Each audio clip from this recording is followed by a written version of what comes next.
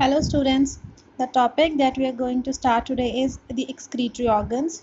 Before we start with this, we should know the difference between excretion and secretion.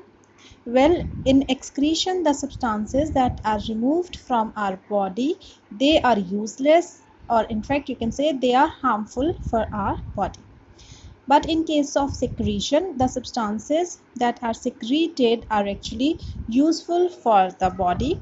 You can take an example of sweat glands which secrete sweat, salivary glands that secrete saliva, tear glands that secrete tear.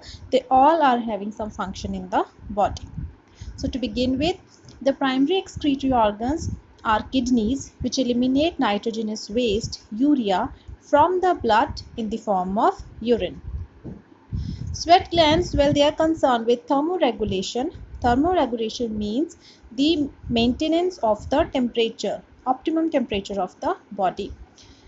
This secreted sweat, it carries a little amount of nitrogenous waste in it, and the body pass out sweat only when it is required for cooling the temperature down. So we do not consider sweat glands as the excretory organs of our body. Third one is the lungs, which excrete carbon dioxide in the expired air. Now we discuss about the human urinary system.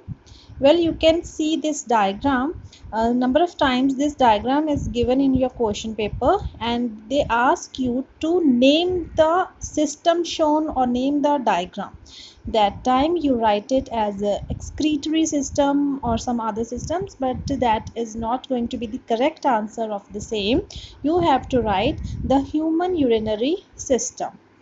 So to begin with, this human urinary system, it has a pair of kidneys which are located on either side of the backbone, and they are protected by the last two ribs that are also known as floating ribs.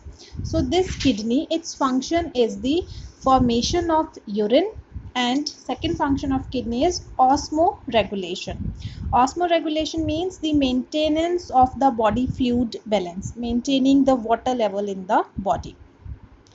Second part of this urinary system is the ureters. Well, ureters, they are thin tube-like structures which connect the kidneys with the urinary bladder. Their function is that they pass the urine which is formed in the kidneys to the urinary bladder.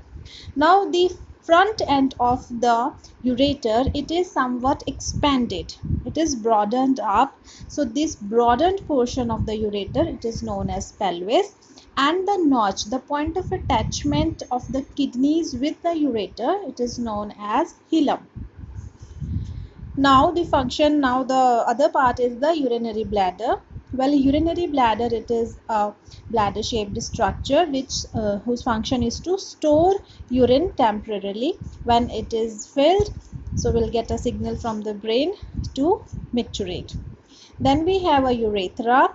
From this opening, we just passes out urine which is present here to the outside body. One thing that I've left, these ureters, they are actually a little bit protruding, so that when the urinary bladder contracts to expel the urine out, this urine should not go back into the ureters. Secondly, in the urethra, the opening of the urethra, it is guarded by circular muscles which we call them as sphincters. So under the influence, under the message from the brain, these sphincter muscles, they got relaxed, and the urethra, it opens up to pass the urine out of the body. This is an overview of the human urinary system. In the next video, we'll discuss about the kidneys in detail. Thank you.